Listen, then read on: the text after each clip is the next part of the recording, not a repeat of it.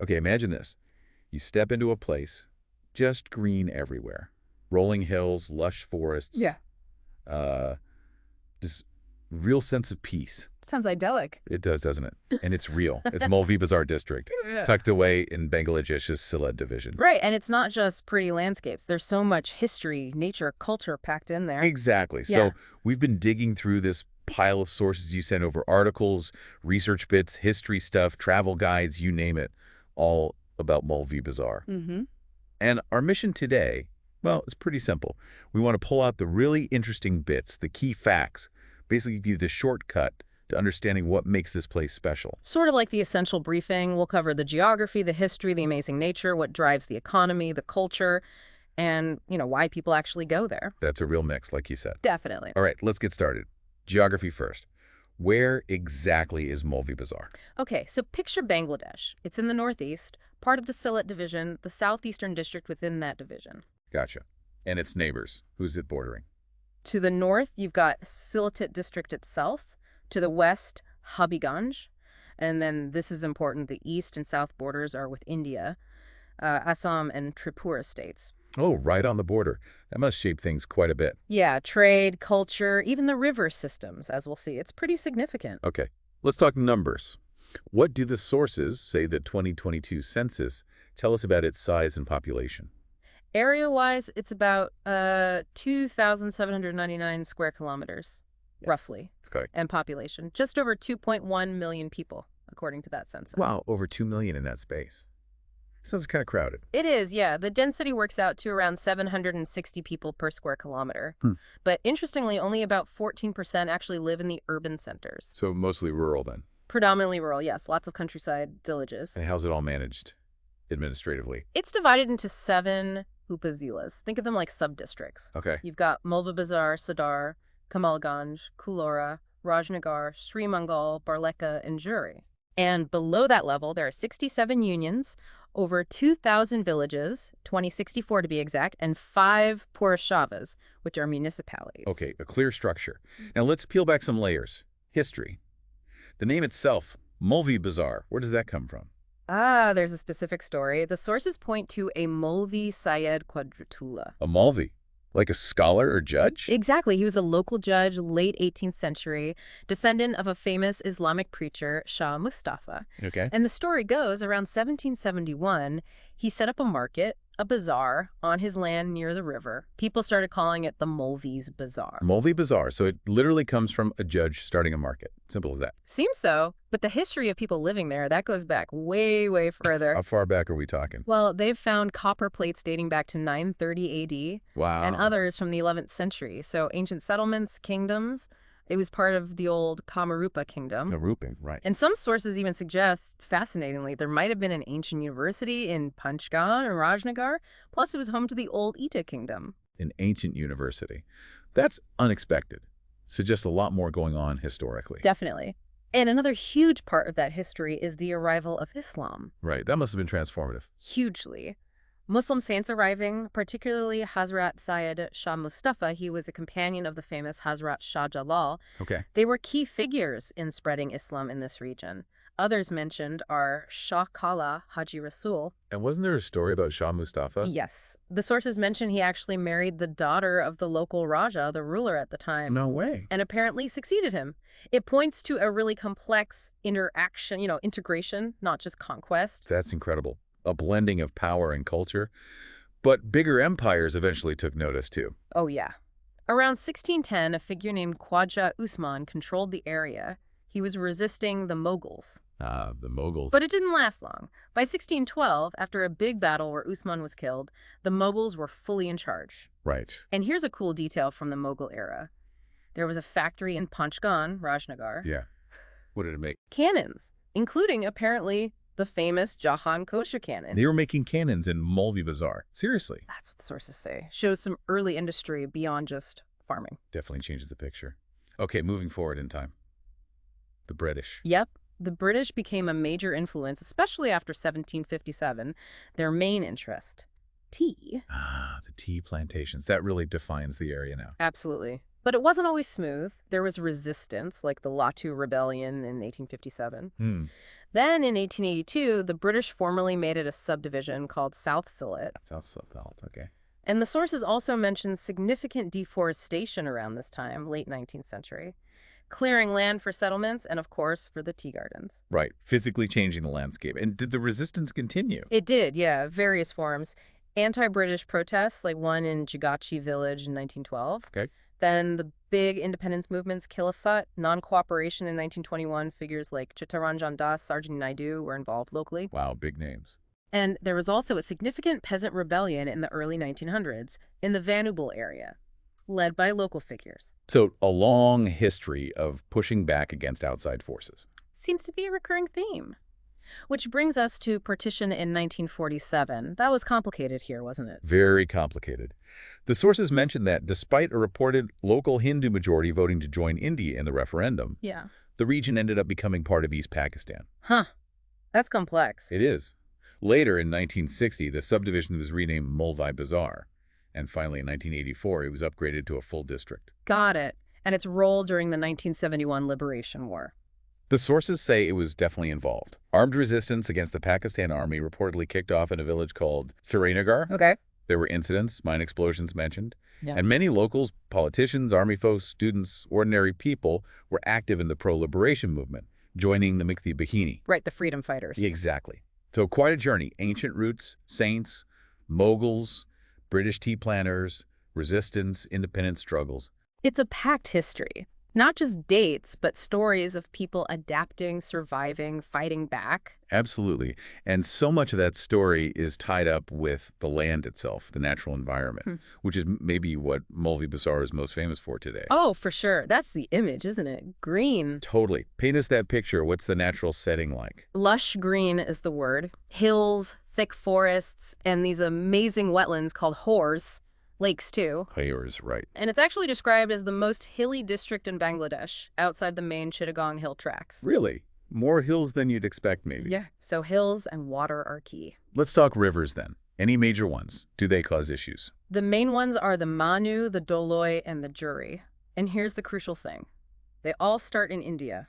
Ah, okay. So that means... That means when India gets heavy monsoon rains upstream, all that water comes rushing down into Moulvibazar. causing floods. Exactly. Devastating floods in the lower areas. It's a major, major challenge. So managing that water flow is critical. Absolutely. Things like dredging the rivers are vital. The sources also mention a big, multi-million-dollar flood defense system built recently, apparently quite unique for the country.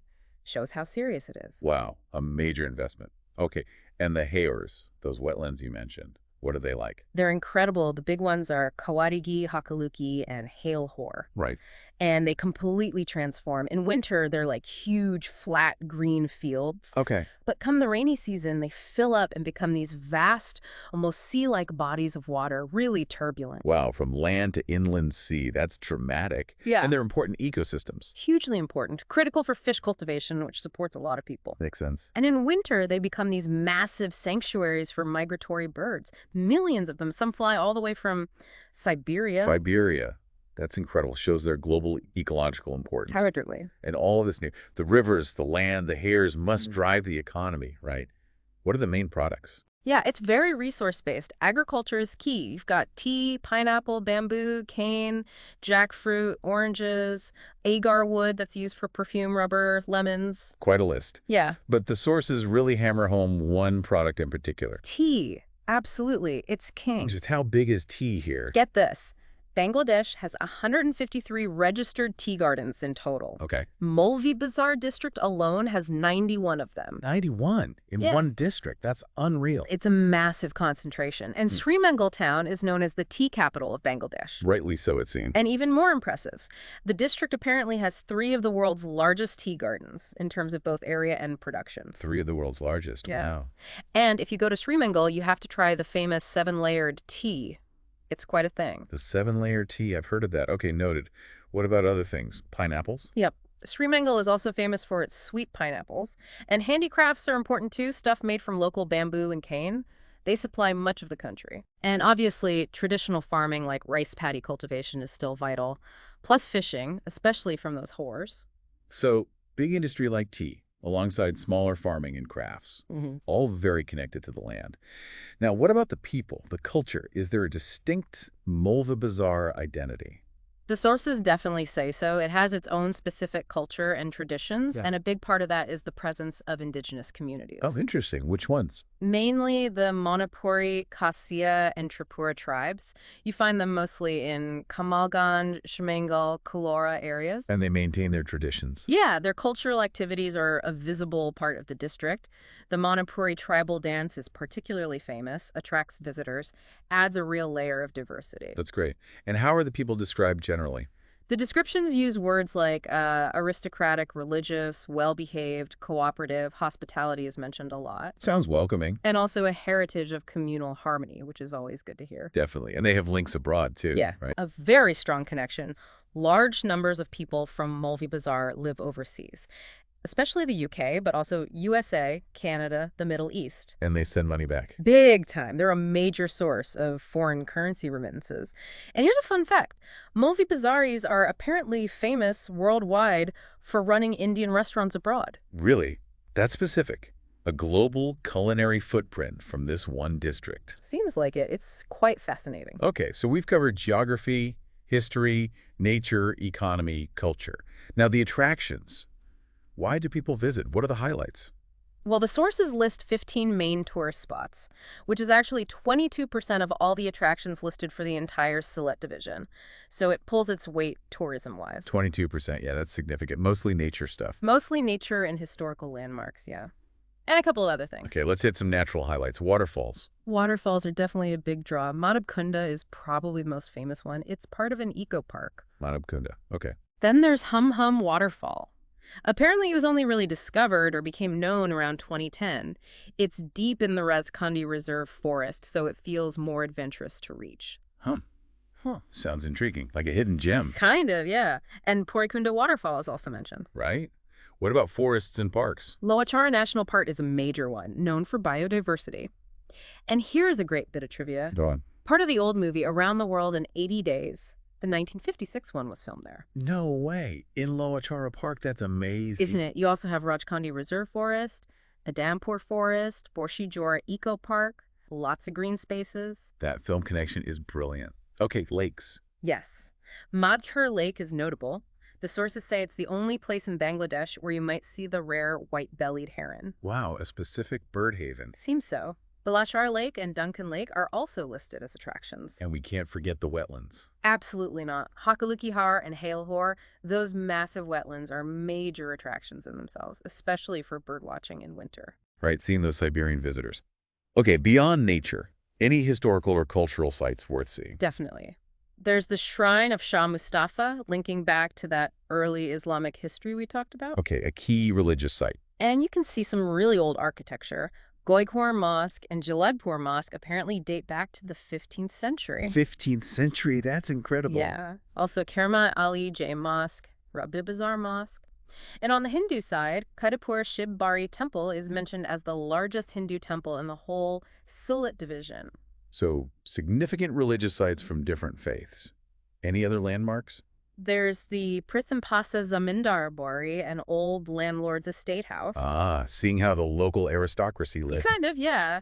And the memorial for Bir Shrestha Hamidur Rahman, a Liberation War hero, plus places showcasing indigenous culture like Manipuri Pali Village and Rajnagar Bakibari. And for the tea lovers. Anything specific? Yep. There's the Sri Mangal Tea Museum, which covers the history, and the Bangladesh Tea Research Institute, if you're interested in the science side of it all. Okay, covering all the tea angles. Anything else that caught your eye? Let's see. Manu Barrage is listed, Cypher Raman Stadium, something called Chakanya Architecture, and a place just called Mangrove Village, a real mix. It really sounds like there's something for everyone. Nature, history, culture, tea, even old movie locations. Pretty diverse offering, yeah. So if people are listening and thinking, okay, I want to go, how do you get there? Right. Moulvibazar is about 185 kilometers, so maybe 115 miles northeast from Dhaka. Okay, drivable. Yeah, direct road or rail takes around 4 to 5 hours, the sources say. What about flying? Nearest airport that's currently operating is Sates Osmani International. That's about 45 miles away from Moulvibazar itself, so you'd fly there, then get ground transport. Right, and getting around within the district? They mentioned good bus links between the main towns and Dhaka. Locally, you've got your usual options: cycle rickshaws, auto rickshaws, taxis, microbuses for hire. Standard stuff. Now, wasn't there something about an airport in Moulvibazar? Ah, yes, that's an interesting point. Shamshrinagar Airport in Kamalganj, Upazila, built during World War II. Okay. The sources note it's actually still usable, fit for flights, but it's kept closed, even though there's apparently demand for it to reopen. Huh. That's odd. A functional but closed airport. Wonder why. Yeah, the sources don't elaborate, just mention it. A bit of a mystery. Okay. One last area the sources highlighted. Notable people from Moulvibazar Yes, they made a point of saying the district has produced quite a few renowned figures. in different fields. Yeah, politics, culture, education, literature, journalism, across the board. Can you give us a few examples mentioned? Sure. Let's see. Safar Rahman, he was the first minister from the district, served as finance minister multiple times. Right, big political figure. Then there's Muhammad Abdul Shahid, who's currently the chief whip in parliament. Dr. Syed Mujtaba Ali, a very famous writer and scholar. Okay. Surendra Kumar Singha, former chief justice of Bangladesh. Tommy Mia, the celebrity chef, restaurateur known internationally. Fami Mia. Doli Begum, who's a politician in Canada, an MPP in Ontario, and Nawab Ali Haider Khan, another former minister. Just a few names to give a flavor. That's quite a list. Shows the impact people from the district have had, nationally and even globally. Yeah, it really does. Speaks well of the place, perhaps. Well, this has been a real deep dive, hasn't it? We've gone from ancient history right up to the present day, using all those sources you shared. Covered a lot of ground. We did. The landscape, those tea gardens, the hors, forests, waterfalls, the economy built on that nature. The history saints, kingdoms, empires, resistance, the culture, the people, their global links. It really paints a picture of a place where history, nature, and culture are just completely woven together. It's not just one thing, is it? Not at all. It's got layers. Far more than just a pretty place, so it is definitely that too. Absolutely. A place with stories. Definitely. So, as we wrap up, here's something for you, the listener, to think about. Consider those rivers flowing in from India.